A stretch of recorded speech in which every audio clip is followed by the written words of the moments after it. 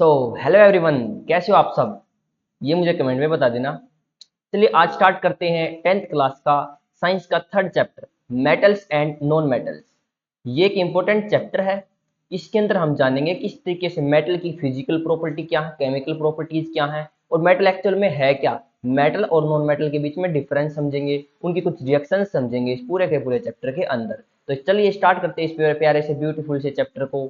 चलिए हो जाइए तैयार, अपना कॉपी पेन उठाइए और स्टार्ट कीजिए। ओके, देखो चैप्टर का नाम है metals and non metals. Okay, metals and non metals मतलब धातु और अधातु, इसके बारे में आज स्टडी करेंगे हम। देखिए स्टार्टिंग से अगर मैं बात करूं यहाँ पर जो मेटल्स होते हैं उनकी फिजिकल प्रॉपर्टी के बारे में, सबसे पहले थोड़ा सा अगर मैं ये जान लें कि मेटल्स और नॉन मेटल होता क्या है। देखिए मेटल क्या है, जैसे हमने अभी जो 9th क्लास में एक चैप्टर पढ़ा था स्ट्रक्चर ऑफ एटम के बारे में, एटम्स एंड मॉलिक्यूल्स के बारे में, उसमें भी ये जाना था कि जैसे कुछ एलिमेंट्स होते हैं जिनके आउटर मोस्ट सेल में 1, 2 और 3 इलेक्ट्रॉन्स प्रेजेंट होते हैं। ठीक है, तो जो इलेक्ट्रॉन्स को डोनेट करते हैं जनरली तौर पर वे सभी के सभी मेटल्स होते हैं, जिसमें जिसके आउटर मोस्ट सेल में 1, 2 और 3 इलेक्ट्रॉन्स होते हैं। जैसे एल्यूमिनियम हो गया है, ठीक है, जिंक हो गया है, फेरस हो गया है, कॉपर हो गया है, सोडियम हो गया है, पोटेशियम हो गया है। ये सभी के सभी क्या है, इनके आउटर मोस्ट सेल के अंदर 1 और 2 और 3 एलिमेंट जो है इलेक्ट्रॉन्स जो है प्रेजेंट होते हैं। ठीक है, लेकिन यहाँ से ये कंप्लीट ना करते हुए अभी एक बार स्टार्टिंग में हम चलते हैं और समझते हैं कि इसकी फिजिकल प्रॉपर्टीज क्या है, क्योंकि ये तो केमिकली बताया ना हमने कुछ तरीके से, इलेक्ट्रॉनिक या तो क्वांटम में सिद्धांत के ऊपर बता दिया है, लेकिन हम बिल्कुल बेसिक से चलते हैं जो हम 8th क्लास में 7th क्लास में पढ़ते थे कि उसकी फिजिकल प्रॉपर्टी क्या होते हैं, इसे दिखने में कैसा होता है, मेटल्स और नॉन मेटल्स के बीच में हम किस तरीके से डिफ्रेंशिएट करते हैं जनरली तौर पर। चलिए स्टार्ट करते हैं, सबसे पहले बात करते हैं फिजिकल प्रॉपर्टी के बारे में। ठीक है, तो देखो सबसे पहले क्या है फिजिकल प्रॉपर्टीज ऑफ मेटल्स।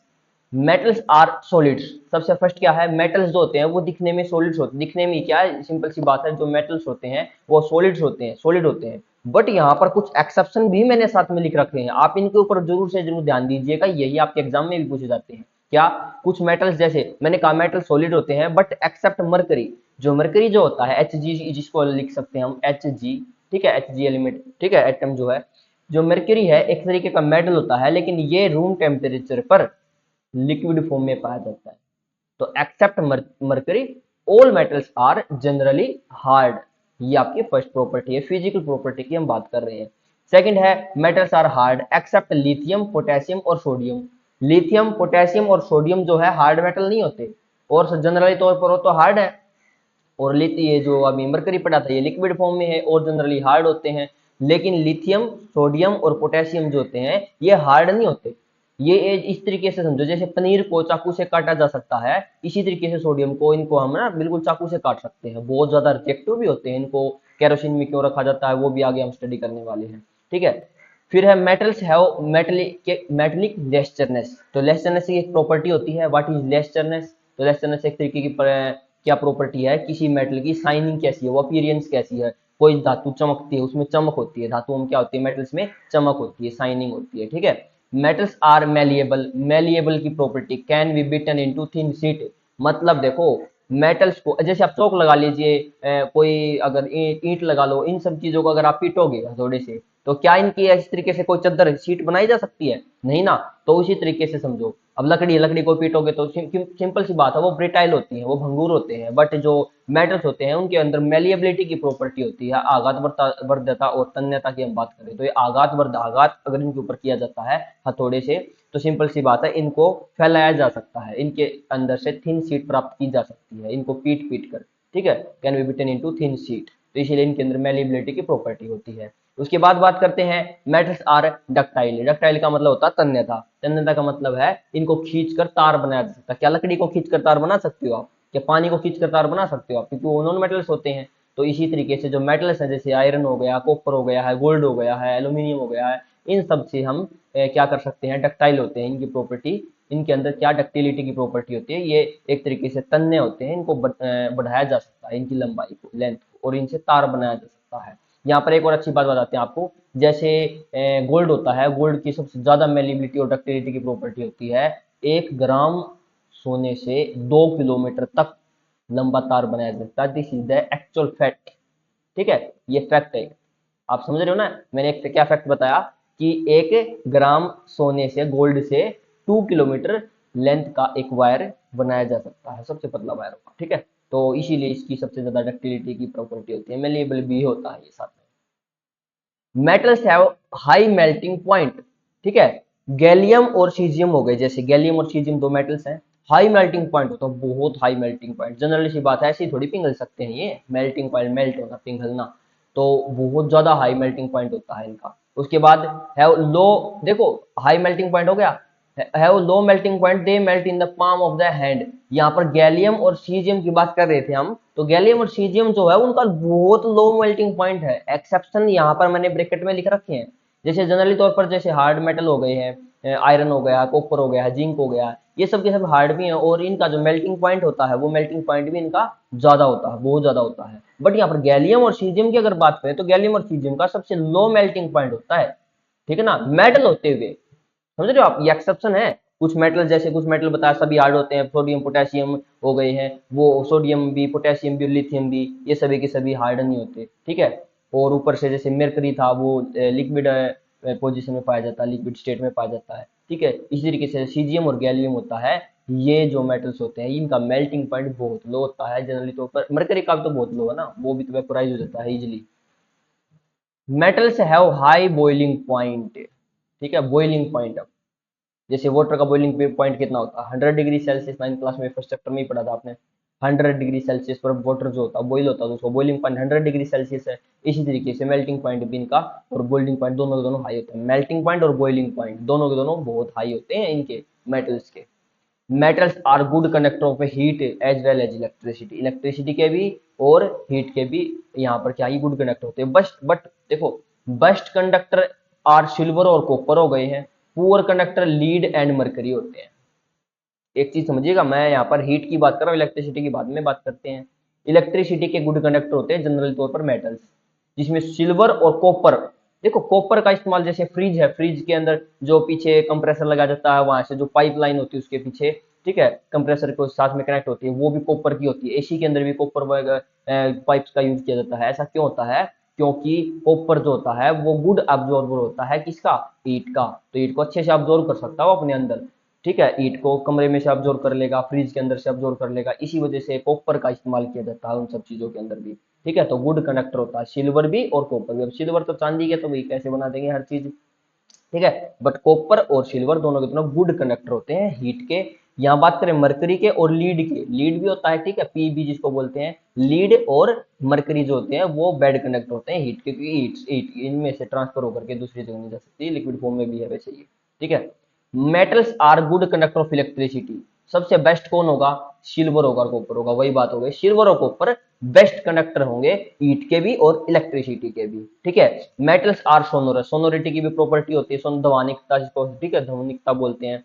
क्या होती है सोनोरिटी, सोनोरिटी एक सिंपल सी बात है जिसमें धातुओं के अंदर आवाज निकले, सिंपल सी बात, जब उनके ऊपर कोई हथौड़ा से, ठीक है, में बीट किया जाता है, सिंपल सी बात, उसके अंदर से जो वाइब्रेशंस प्रोड्यूस होंगे, वाइब्रेशन प्रोड्यूस होने का मतलब है साउंड प्रोड्यूस करते हैं, ठीक है। वहन बीटन, जब इनको पीटा जाता है तो इनके अंदर से साउंड प्रोड्यूस होती है, इसीलिए सोनोरिटी की प्रॉपर्टी है। हमने क्या क्या पढ़ लिया, डक्टिलिटी, मेलिएबिलिटी, सोनोरिटी, कंडक्टिविटी, ठीक है, इंसुलेटर किस तरीके से होंगे, किस चीज के अच्छे से कंडक्टर होंगे, उसके बाद हार्ड होते हैं, ठीक है, सॉलिड्स होते हैं। ये सारी प्रॉपर्टीज हमने स्टेप वाइज यहाँ पर देखी है, किसकी, मेटल्स की। अब देखते हैं नॉन मेटल की किस टाइप की प्रॉपर्टीज होती हैं। देखिए physical properties of metal, non metals, ठीक है। अब फिजिकल प्रॉपर्टी हमने मेटल की देखी, अब देखते हैं नॉन मेटल्स की फिजिकल प्रॉपर्टीज। नॉन मेटल्स में बी सॉलिड्स, ठीक है, में बी सॉलिड, लिक्विड और गैसेज।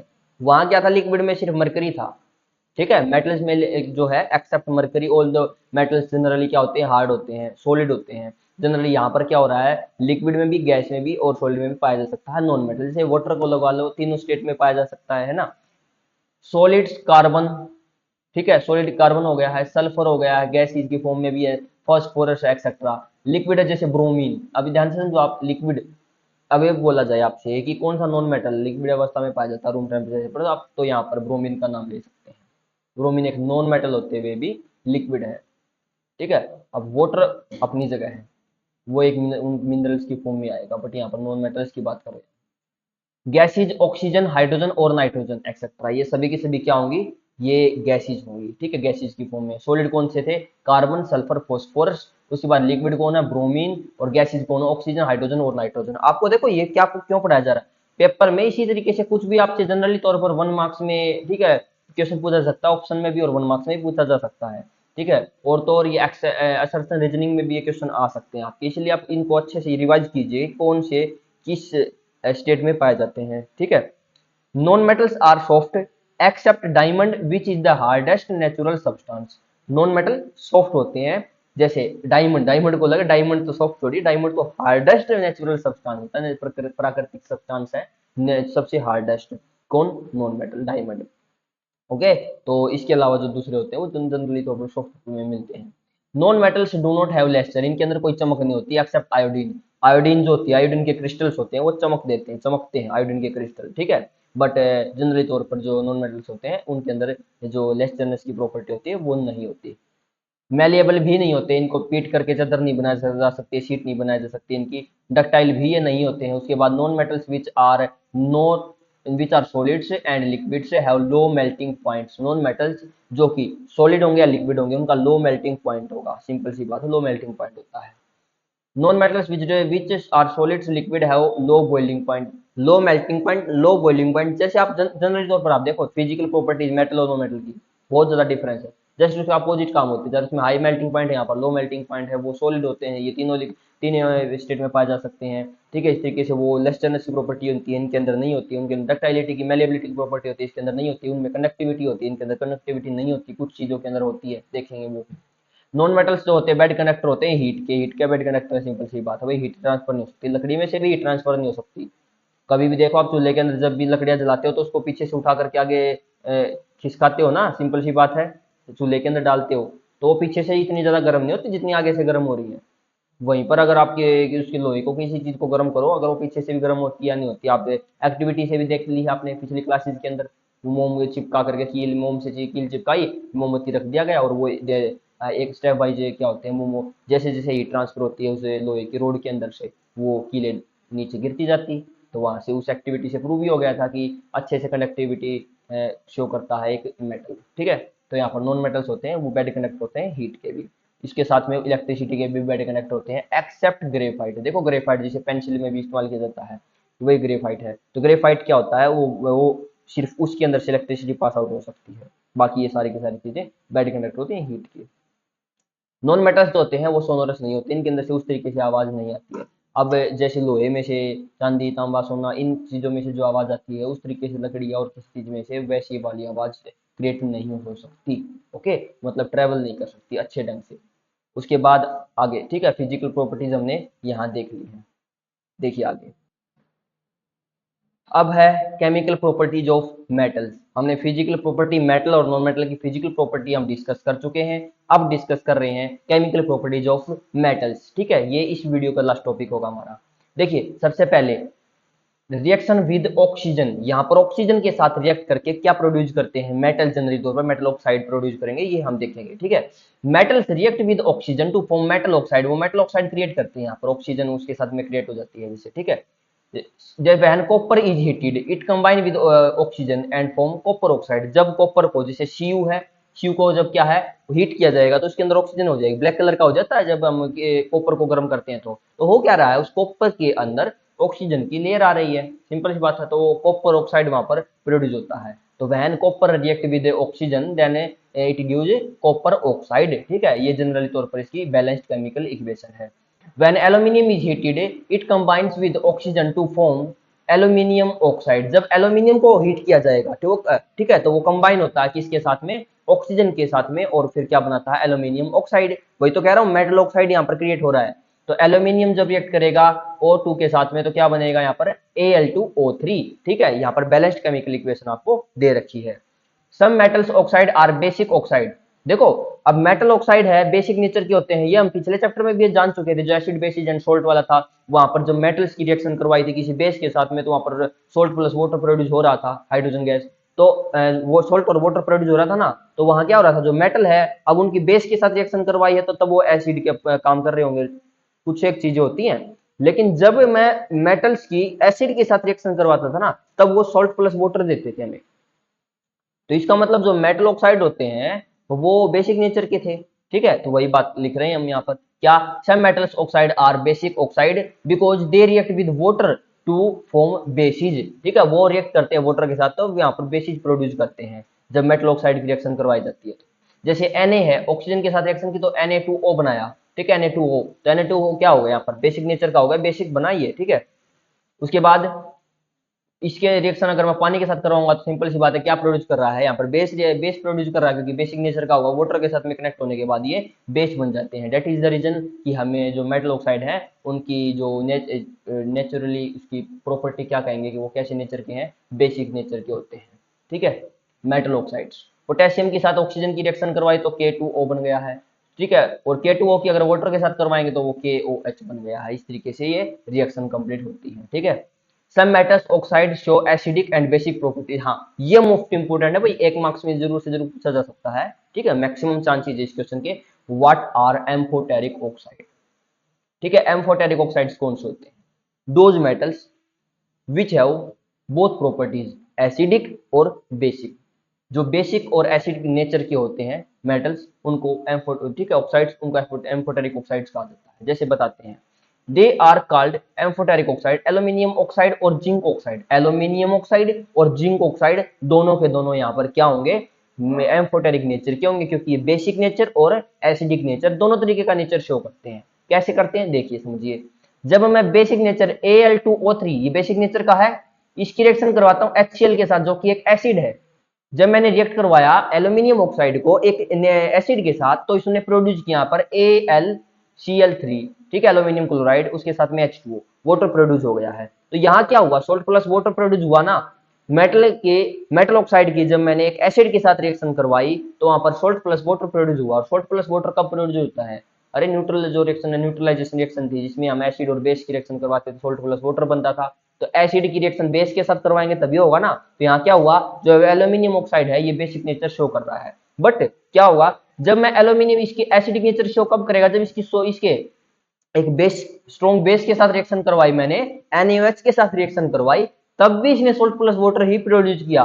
वहां पर क्या हुआ, सोडियम एल्यूमिनेट, बहुत अच्छा फॉर्मूला है ध्यान रखना, Na। ठीक है, यहाँ पर क्या होगा NaAlO2 इस तरीके से।